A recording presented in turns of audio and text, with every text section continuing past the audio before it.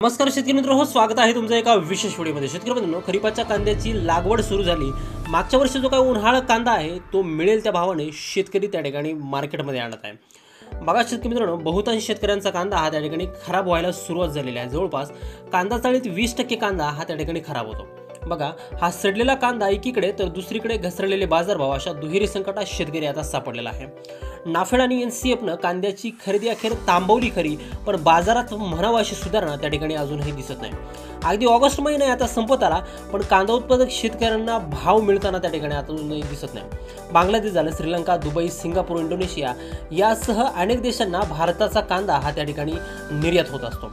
बघा, आता हा निर्यात होऊन सुद्धा दर का मिळत नाही असा प्रश्न शेतकऱ्यांना पडला आहे। गेल्या 3 दिवसापासून चंद्रपूर गंजवड बाजार समितीमध्ये कांद्याला त्या ठिकाणी 3000 ते 3200 रुपयाच्या दरम्यान दर असताना बाकीच्या बाजार समितीमध्ये कांद्याला 12 ते 13 रुपये असा दर नेमका का मिळतोय? हा दर नेमका शेतकऱ्यांनाच कमी मिळतोय की व्यापाऱ्यांना देखील कमी मिळतोय? सप्टेंबर महिन्यात नेमका कांद्याचा बाजारभाव कसा असणार आणि या महिन्यात कांदा बाजारभाव घटणार की वाढणार या संदर्भात 2 महत्त्वाचे अपडेट्स त्या ठिकाणी व्हिडिओच्या माध्यमातून आपण जाणून घेण्याचा प्रयत्न करणार आहोत। त्यामुळे व्हिडिओ अगदी शेवटपर्यंत काळजीपूर्वक पहा। चॅनलवरती जर तुम्ही नवीन असाल तर चॅनलला जरूर सबस्क्राइब देखील करा। शेतकरी मित्रांनो, कांद्याच्या दरामध्ये भरपूर प्रमाणात त्या ठिकाणी चढ उतार दिसून येत असतात। शेवटी हे कशामुळे होतात हे आपल्याला समजून घेणं हे गरजेचं आहे। बघा, याच्यामध्ये जी काही पहिली गोष्ट आहे ती म्हणजे कांदा लागवडीचं क्षेत्र, जे की मागच्या हंगामामध्ये हे रेकॉर्ड ब्रेक होतं आणि त्याचाच जो काही परिणाम आहे ते आत्ताच्या दरावरती त्या ठिकाणी होताना आपल्याला दिसत आहे। बघा, यानंतर जी काही मार्केटमध्ये येणारी कांद्याची आवक जर का प्रमाणापेक्षा जास्त असेल तर कांद्याचे जे काही दर असतात ते एकतर सरासरी लेवलमध्ये राहतात किंवा एकतर घसरतात तरी। त्यानंतरची महत्त्वाची गोष्ट ती म्हणजे ज्याच्यावरती बाजारभाव अवलंबून असतात ती म्हणजे मागणी आणि पुरवठा यांचं गणित। बघा, जर मागणी जर कमी झाली आणि पुरवठा जर वाढला तर त्या ठिकाणी कांद्याचे बाजारभाव हे घसरत असतात।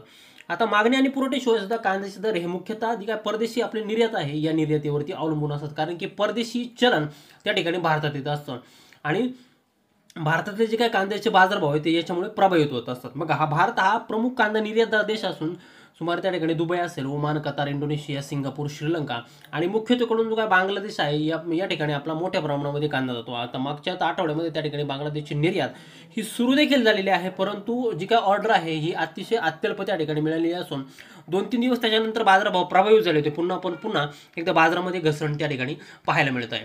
बघा, आता दर नसल्यामुळे बऱ्याचशा शेतकऱ्यांनी जो काय कांदा आहे तो त्या ठिकाणी साठवून ठेवला होता, परंतु आता हा साठवलेला जो काय कांदा आहे तो आहे त्या ठिकाणी सडायला लागलेला म्हणून आहे त्या भावामध्ये शेतकरी कांदा विकताना दिसत आहे।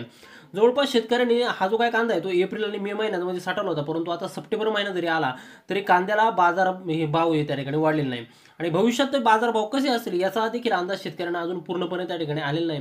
म्हणून आहे त्या अवस्थेमध्ये जो काही कांदा आहे तो मार्केटमध्ये आणताना शेतकरी दिसत आहे। म्हणूनच मार्केटमध्ये सुद्धा कांद्याची आवक ही मोठ्या प्रमाणामध्ये वाढून गेली आहे। बघा, आता दरवाढी संदर्भातली एक महत्त्वाची अपडेट व्हिडिओच्या माध्यमातून आपण जाणून घेण्याचा प्रयत्न करणार आहोत। तो म्हणजे जे काय दक्षिणेकडील जे काही राज्य आहेत म्हणजे आंध्र प्रदेश असेल, कर्नाटक असेल, या राज्यातील जो काय कांदा आहे तो मुख्यत्वेकडून ऑगस्ट आणि सप्टेंबरमध्ये त्या ठिकाणी मार्केटमध्ये येत असतो, परंतु दक्षिणेकडील राज्यांमध्ये भरपूर प्रमाणामध्ये पाऊस झाल्याने जो काय शेतामध्ये त्यांचा जो काय कांदा होता तो तिथं त्या ठिकाणी खराब झालेला आहे आणि बऱ्याचशा शेतकऱ्यांना तो कांदा मार्केटपर्यंत सुद्धा आणता नाही आलेला आणि जो काय आर्ली खरीपचा हंगाम होता तो हंगाम देखील आता या राज्यांमधील त्या ठिकाणी संपलेला आहे आणि म्हणूनच जो काय महाराष्ट्राचा कांदा आहे तर महाराष्ट्राच्या कांद्याला चांगला बाजारभाव त्या ठिकाणी तामिळनाडू असेल, आंध्र प्रदेश, कर्नाटक या राज्यामध्ये मिळताना त्या ठिकाणी दिसत आहे। बघा, आता स्थानिक बाजारातील जर का कांद्याचे दर आपण पाहिले तर साधारणतः 20 ते 30 रुपयांच्या आसपास किरकोळ म्हणजे आठवडे बाजारामध्ये कांद्याचे दर आपल्याला त्या ठिकाणी दिसत आहे, परंतु हेच जर का बाजार समितीमध्ये आपण जर पाहिलं तर 11 ते 15 रुपयाच्या दरम्यान नंबर 1च्या कांद्याला त्या ठिकाणी आता ही दर मिळताना दिसतोय, परंतु या दराने शेतकऱ्यांचं भांडवल देखील फिटणार नाही, कारण शेतकऱ्यांना त्या ठिकाणी कांदा उत्पादित करण्यासाठी किंवा त्यामधील खतं असतील, औषधे असतील, फवारे असतील याचा अमाप खर्च त्या ठिकाणी आता वाढलेला आहे। म्हणूनच हा जो काय बाजारभाव आहे यांनी कांदा हा त्या ठिकाणी कधीही परवडणार नाही। बघा, आता त्या उत्पादन खर्चाच्या तुलनेमध्ये जर भाव शेतकऱ्यांना जर मिळाला नाही तर शेतकऱ्यांची फार मोठी बिकट अवस्था त्या ठिकाणी होऊ शकते। म्हणून राज्य सरकारनं आणि केंद्र सरकारनं देखील याच्यामध्ये सकारात्मक भूमिका घेणं त्या ठिकाणी आवश्यक आहे। याशिवाय सरकारनं निर्यात धोरणामध्ये बदल करून निर्यातदारांना अनुदान जर दिलं तर निर्यातदार सुद्धा बाकीच्या देशांच्या कांदादराशी स्पर्धा करू शकतात आणि यामुळे निर्यात वाढून कांद्याला चांगले बाजारभाव मिळू शकतात। आता जवळपास शेतकऱ्यांकडे देखील 50 ते 60% कांदा अजूनही त्या ठिकाणी शिल्लक आहे। शिवाय व्यापाऱ्यांच्या माध्यमातून देखील बराचसा कांदा त्या ठिकाणी खरेदी करून व्यापाऱ्यांनी व्यापाऱ्यांनी सुद्धा हा कांदा साठवून ठेवलेला आहे. बघा आता नेमका हा जो काय दर मिळतोय आता सध्या तो शेतकऱ्यांच्याच कांद्याला कमी झाला आहे की व्यापाऱ्यांकडून जो कांदा त्या ठिकाणी खरेदी केला जातो, विक्री केला जातो त्यालाच कमी झालेला आहे हे पाहणं देखील त्या ठिकाणी आवश्यक आहे. कारण की मागच्या त्या ठिकाणी 5 ते 6 दिवसापूर्वी श्रीरामपूर असेल, बाजार समिती असेल, घोडेगाव असेल यासारख्या मार्केटमध्ये व्यापाऱ्यांनी सुद्धा कांद्याचा जो काय लिलाव आहे तो त्या ठिकाणी बंद पाडला होता. कारण की व्यापाऱ्यांकडेच भरपूर प्रमाणामध्ये कांदा शिल्लक होता आणि म्हणूनच व्यापाऱ्यांनी शेतकऱ्यांचा जो काय कांदा आहे तो त्या ठिकाणी खरेदी केला नाही आणि म्हणून ही जी काय घसरण झाली होती ही घसरण यामुळे त्या ठिकाणी प्रभावित झाली होती. आणखीन बघा आता याशिवाय दुसरी एक महत्त्वाची अपडेट अशी की श्रीलंका आहे जो आपला पूर्वीपासून काय ग्राहक आहे यांनी सुद्धा त्या ठिकाणी आयात शुल्कामध्ये थेट 50 रुपयांची त्या ठिकाणी वाढ केली आहे. परंतु ही जी काय वाढ झाली आहे ही एकट्या भारतापुरती नसून पूर्ण जगभरातील कांदा उत्पादक जे काही देश आहेत ते जे श्रीलंकेला कांदा पाठवतात किंवा निर्यात करतात त्यांच्यासाठी ही पूर्णपणे वाढ झालेली आहे. कारण की श्रीलंकेमध्ये सुद्धा आता बऱ्यापैकी कांद्याचं उत्पादन घेतलं जातं आणि तो जो काय कांदा आहे तो सप्टेंबर आणि ऑक्टोबरमध्ये त्या ठिकाणी बाजारामध्ये येत असतो. त्यामुळे स्थानिक कांद्याला भाव मिळावा या उद्देशानं त्या ठिकाणी हे आयात शुल्क लावलेलं आहे.